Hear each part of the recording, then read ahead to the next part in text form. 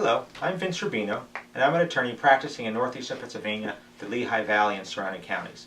My practice is devoted to assisting individuals and married couples who are experiencing financial difficulty.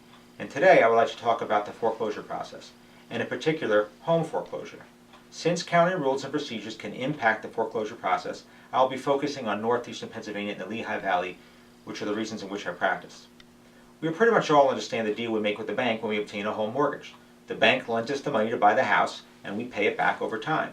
In the meantime, we get to live in the home. Eventually, most commonly after 30 years, the mortgage loan is repaid, the bank stamps the mortgage document paid, and gives it to us so we can invite our family and friends over to watch us light it on fire, signifying that we now own the house. But in reality, we have owned the house all along. Let's compare a car loan to a house mortgage. When we buy a car, the bank loans us money. We get to have the possession of the car while we pay back the loan over 3 or 4 or 5 years. But the bank holds the vehicle title, and if we miss some payments, what can the bank do? That's right, send over the repo squad and they'll roll the car away. The bank doesn't need to go to court and get an order from a judge to take the car, because the bank is not taking your car. It's taking back the car to which it has always held title. The mortgage foreclosure process is significantly different. When you buy a house, the deed is put in your name, and the deed is recorded with the county recorder, putting everyone on notice that you own the home. Then, immediately after recording the deed, the bank records its mortgage, signifying that, although you may own the home, it holds a mortgage against it. That mortgage serves as a lien against the house, putting all on notice that the house cannot be sold without paying off the bank. So if you fail to make an auto loan payment, the bank can just take your car. But if you fail to pay a few mortgage payments, the bank cannot just throw you out of the house. Well, why not? Because the bank cannot throw you out of a house that you own. The bank can only remove you from the house if they own it, and if the deed is in their name. There are 2 ways for the bank to get the deed to your home.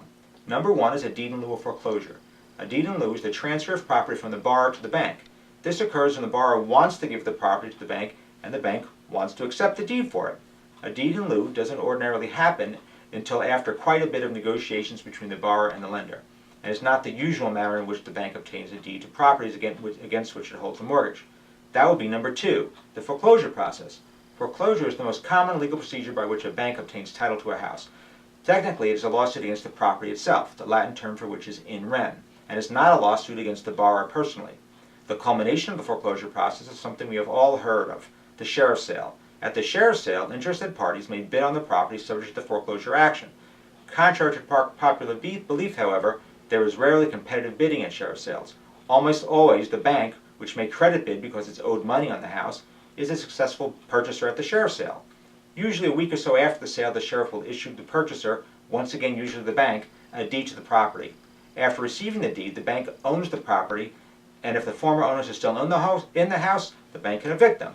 Then the bank will want to sell the property as quickly as it can to recoup its money.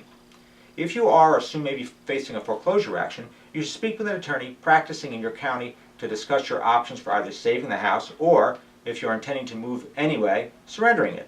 If you intend to surrender the house, you'd want to learn your rights for remaining in the home until you are ready to leave, the potential for the bank to possibly pay you some money to help you move, possibly in exchange for a deed in lieu of foreclosure, as well as what legal responsibility you could have to the bank, which may legally sue you for money after the sheriff's sale.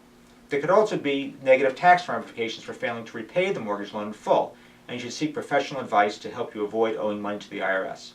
If you have fallen behind with mortgage payments but want to retain the house, you have some options. First and foremost, we have had countless clients obtain modifications of their mortgages, where the bank agrees to re-amortize the loan so it is no longer in default, kind of like putting the missed payments at the end of the loan. Modifications are not quite as common as they were during the mortgage loan crisis of the mid-2000s, but asking your lender to modify your loan could still be the most efficient and economical way to save your home from foreclosure. An alternative is a Chapter 13 bankruptcy filing, which can stop a foreclosure action in its tracks and compel a lender to allow the borrower to resume mortgage payments and cure loan arrears over a period of up to 5 years. If you would like more information regarding Chapter 13, you can watch my video, in which I hope I'm not wearing the same suit and tie, or better yet, speak with an experienced bankruptcy attorney. I hope you have received some useful information regarding the foreclosure process. Thank you for listening.